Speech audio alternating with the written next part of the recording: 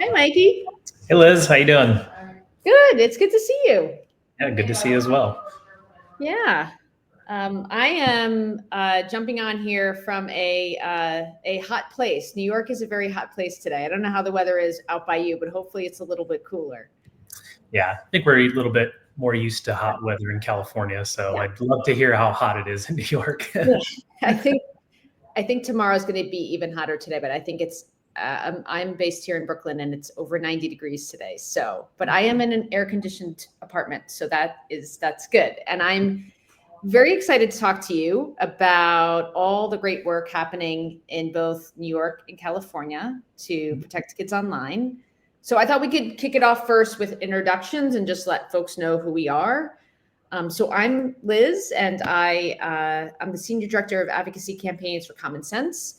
And as I mentioned, I'm based in New York. I'm based in Brooklyn. I'm actually a native New Yorker. And so a lot of my time is really spent advocating for kids and families to have a safer experience online here in New York. And it's really fun to be engaged in advocacy work in my home state. I'm also the mom to an 11-year-old boy. And so this issue is really personal to me as well. So yeah, I'm just really glad to do the work that I do on a day-to-day basis. Mikey, what about you? Do you want to introduce yourself? Sure. Yep. So I've worked in or around the California state capital community for about 15 years. I live in a little town called Lodi, about 30 minutes away from Sacramento, but I'm our on-the-ground lead for all of our California efforts. And I've been with Common Sense Media now for about 2 years. We've had lots of victories in that time, and even prior to that, and happy to go in that a bit further with you. Yeah. So 2 years you've been with Common Sense. Yeah. So I've been with Common Sense for about 3 years now at this point. Yeah. So yeah, as you mentioned, we've both been super busy, especially in the last couple months. There's lots going on in New York and California. So it's really good timing, I think, that we're having this conversation today, especially because there's some really great news coming out of New York just in the last week, actually. And so like just taking a step back for folks, just overall, we're seeing lots of movement, lots of great work to protect kids online, to make the internet a healthier, safer place for families. We're seeing a lot of that work just being done by the states, frankly, particularly New York and California. Unfortunately, we're not seeing a lot of that work being done by Congress, right? So the last time that Congress, just so folks know, the last time that Congress passed comprehensive legislation to protect kids online was 25 years ago, which is a really long time ago. The internet was a completely different place, right? And so, so that's the bad news. The good news is in states like New York and California, lawmakers, governors are really stepping up and doing the right thing and protecting kids. So I'll give an example, recent example of what happened in New York just last year. New York passed legislation called the Safe for Kids Act, and this was really a groundbreaking bill. It was the first time that legislation was passed that really did two things. It restricted some of the most addictive parts of social media, so addictive algorithms and also late night notifications. It really would allow for young people to see the content that they want to see on social media, right? So really, I think a good way to describe it is it really puts young people in the driver's seat of their social media experience. They're seeing the content that they want to see from accounts that they actually follow. And in the future, they'll be able to see this content in chronological order. Another way to kind of describe it is it's almost like the way social media used to be and the way that people would experience it when, it was in its early years, right? And that's before these platforms started really using algorithms to, target users with content that frankly, most of the time they did not ask to see, right? So, so we were very excited, when that bill passed, and we've really been building from there. And I'll kind of talk about what we've been up to in the last couple of months because we also have had a very busy 2025 session here in New York. But before I go there, Mikey, do you want to talk a little bit about, because you've had really similar success at the state level in California as well. Do you want to talk about some of the legislation that's been passed there in the last couple of years? Sure. Yep. So last year we had SB 976 authored by Senator Skinner, which kind of touched on the same ideas you just discussed related to chronological feeds. And so this requires default chronological feeds for minors. Right now, it's actually being held up in the courts because, as we know, Liz, that big tech tends, when they lose in the legislature, when they lose in the governor's office, they go to the courts. And that's where that bill currently stands. Last year, we also had AB 1831, authored by Assemblymember Berman. This is a bill that we co-sponsored, and this bans AI-generated CSAM, sexually exploitative material for children. One of the people that we had to testify on this bill was a 14-year-old who was on a TV show on Netflix, and she had her image used on this in this awful graphic content. And this bill fortunately fills a gap in the law. We know in Sacramento County, it's actually being used to prosecute an active CSAM case. And so we're really happy to see that people are being held accountable for these types of actions. There was also SB 1504, authored by Senator Stern, a bill related to cyberbullying and requiring transparency from platforms about just how prolific cyberbullying is. And so we're looking to build off of that momentum. I know you were able to build off of some of that momentum recently in New York, Liz. Definitely. Yeah. So as I mentioned before, it's just great that we're having this conversation today because we have some really exciting news to share, just like hot off the presses, just happened in the last couple of days here in New York. So and so we're shifting into this session into 2025 and what we've been working on in New York. A bill just passed New York, the legislature. So both the Assembly and the Senate passed legislation that would require social media platforms with an addictive feed or addictive features to display a warning label to inform families of the mental health risks associated with excessive social media use. And so for folks that are tuning in, they may have heard something about this, right? This idea is not a new idea. It's been been talked about in the last few years. It's actually an idea that that was first proposed by the former Surgeon General, Vivek Murthy, a few years ago. And just looking at the research, looking at the data, we know that for young people that spend more than 3 hours a day on social media sites, we know that they face double the risks of poor mental health outcomes. And that includes depression, that includes anxiety. So we believe that warning labels are very much needed, right? And we already have warning labels on other products like tobacco and alcohol, right? And so the precedent is there. And so what this legislation is really about is it's about giving families the information that they need to make the best choices for themselves, right? And how much time that they want to spend online and on social media. So we're not there yet. We're not like at the finish line, but we're close. And so the next step is for Governor Hochul to sign this legislation, which fingers crossed, we hope she will do so in the coming weeks, right? But that is the next step. And so we'll, of course, be informing folks of, when we hear back and hear about that, we'll definitely let folks know and let folks know about the news. So just going back to California. So Mikey, you have a very similar bill that's moving in California. Do you want to talk about that and other legislation that you've been working on? Yeah, AB 56, authored by Assemblymember Rebecca Bauer-Cahan. She's the chair of the Assembly Privacy Committee, and she's proven to be such an incredible ally for us on all of these issues. She's championing this bill, social media warning label, just as you described. It's sponsored by Common Sense Media, as well as the California Attorney General's office, Rob Bonta. And we believe we have a formidable coalition. We're set to be heard July 1st in the Senate Judiciary Committee. And towards the end of this discussion, I know we're going to talk about how folks can get involved there. But that's one of the bills. We have two other bills that we're sponsoring. There's AB 2, authored by Assemblymember Josh Lowenthal, who's also a very strong champion for our issues. We tried this effort last year. It basically holds social media platforms accountable for the harm they cause to children and teens. It would impose financial liabilities on large social media companies if they're proven in court to have knowingly offered products or design features that result in harm or injury to minors. This bill has unanimous bipartisan support. Unfortunately, last year it was gutted in the Senate Appropriations Committee, and so we're working through the process this year and trying to collaborate with our legislators on that committee and some others who are very vocal in this area. So there's that, but also AB 1064.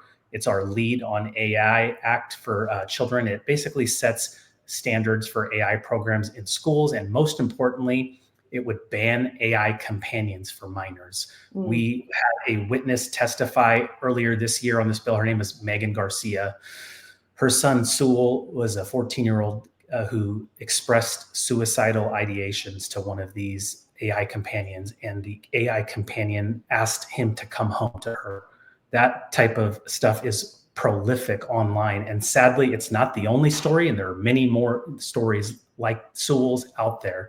And so this bill would ban companion chatbots, which we know are AI companions, which we know are detrimental for our kids.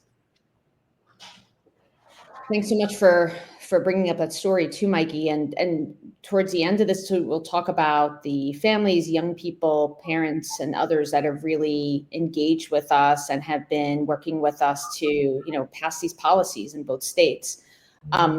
As you were talking, I was thinking about, because, a lot of the questions that I get are just questions where folks ask, okay, it's really hard for me to know, like, when a session starts and ends in a particular state, because every state is different.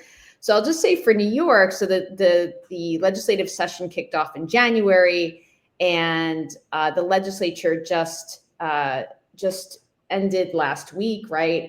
But the governor actually has until the end of the year to sign legislation, which is really interesting. And again, every state's different. Mikey, can you talk about the legislative calendar just so folks have that context in California?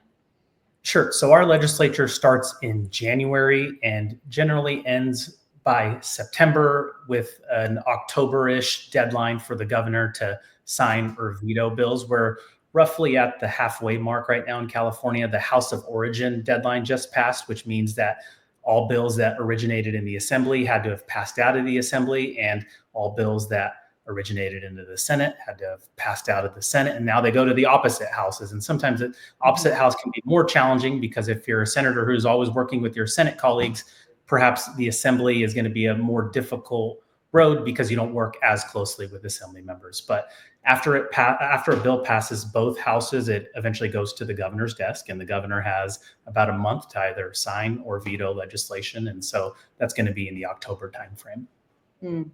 And the great thing about California, just listening to what you're saying too, is that all of the bills that we're really prioritizing, right? These three pieces of legislation, what's great is that they have all passed the assembly and now they're in the Senate. So obviously we have to go through the Senate, and then eventually it'll get to the governor. So that's the next phase, but it seems like there's some real momentum.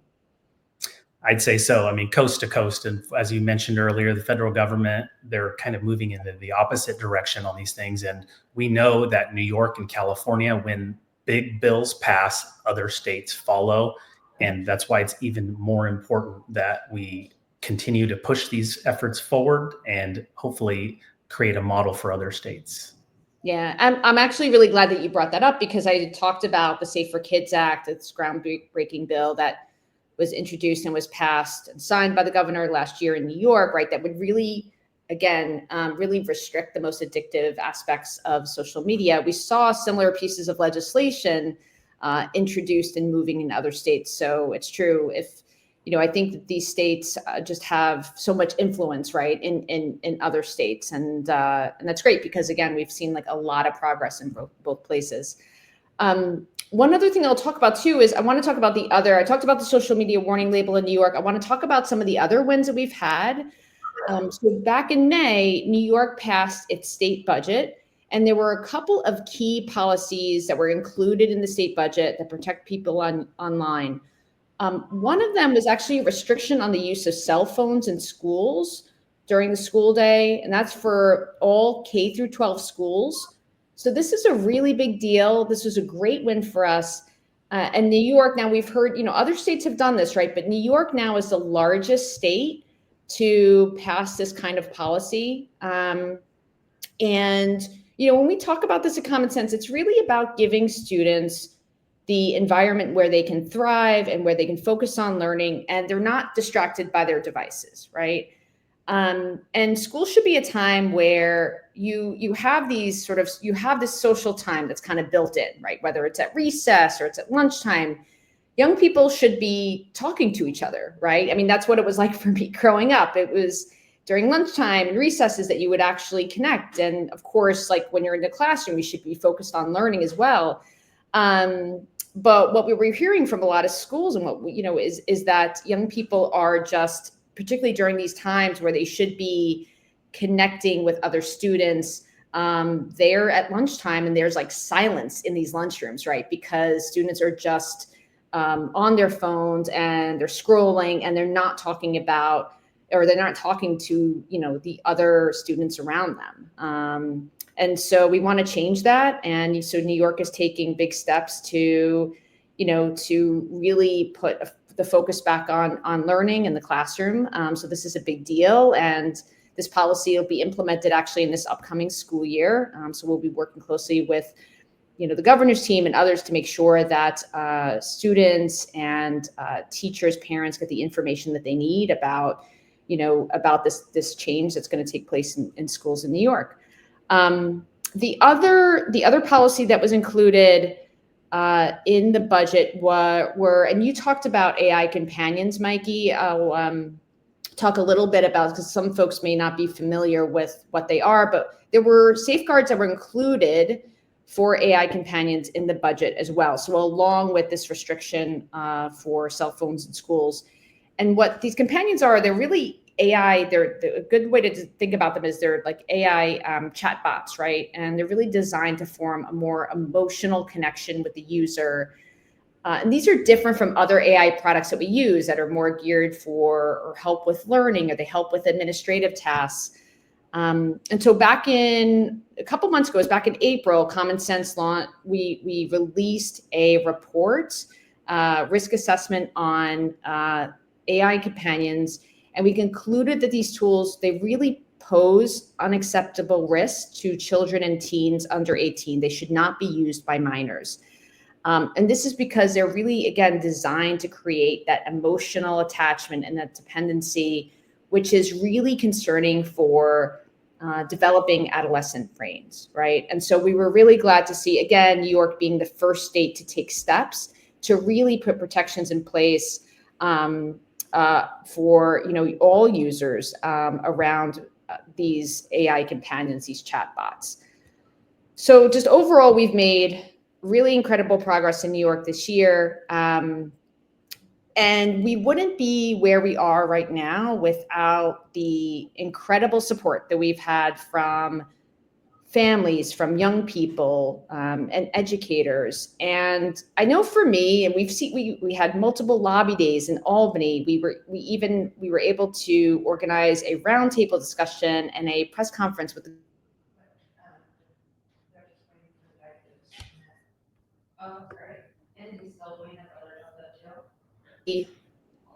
what I've really noticed is that this year in particular, I saw just so much engagement from young people, right? More than ever, we saw young people coming to Albany, participating in these activities, meeting with lawmakers and saying, hey, we deserve better. We deserve an internet that protects our well-being, that really puts our mental health first, right? And also just, listen, I don't like the way that I feel sometimes after I use these platforms for an extended amount of time. I heard that a lot from young people in some of these lobby days that we had in Albany. And so for me, that was a really big shift that I think we're going to see more and more of. And so that was really inspiring to see, in New York. So Mikey, for you, I was just thinking about, just between the hearings that you've had and other actions that you've seen in California, like, have you noticed kind of similar things? Yeah, I'd say so. One of the most impactful forms of advocacy is when a lawmaker hears directly from one of their own residents about how they personally have been impacted by some of these issues we've been discussing here. And we're always looking for folks to help with witness testimony at the Capitol. We've had young high school students come out and talk about detrimental impacts of some of these platforms. We've had parents who've lost children to come out and share their story. That's very compelling. But in addition to that, we have a advocacy newsletter. If you sign up, you are able to stay up to date on the type of work that we're doing. But also, once our bills hit key junctures, certain committees, we have calls for action. And this makes it very easy for somebody to click a few buttons, type in their name, perhaps share some stories. And these are stories that we use as we approach legislators, and we truly believe it makes a difference.